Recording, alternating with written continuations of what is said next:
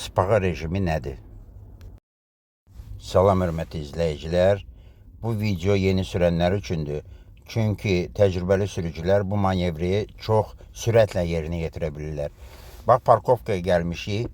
Saxlayırıq birinci maşını. Saxlayırıq və spağa rejiminə keçirik. Nədir spağa rejimi?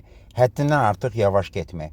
Sürücülərin çoxsu, yeni sürənlərin çoxsu elə bilir ki, ən yavaş sürət tormuzu buraxandadır. Tormuzu buraxıb, elə bil ki, deməli, qazı verməyib tormuzu buraxmaqdadır. Amma yox, ondan da yavaş sürət var.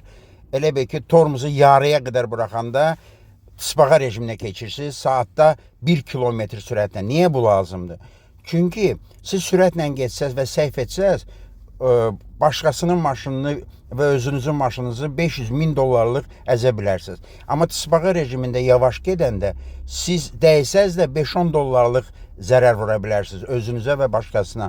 Ona görə yeni sürəndə spağa rejimindən istifadə edin.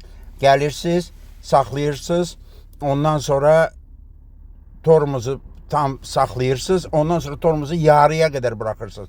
Sürət lap yavaş olur, 1 kilometr sürətlə. Yenə də deyirəm, bəziləri elə bilir ki, ən yavaş sürət elə bil ki, qazı basmayandadır. Xeyr, ən yavaş sürət tormuzu yarıya qədər buraxandadır. Onda 1 kilometr sürət, bax, belə spağa rejimindən gedəcəksiniz. Diqqətinizə görə çox sağ olun, özünüzü qoruyun.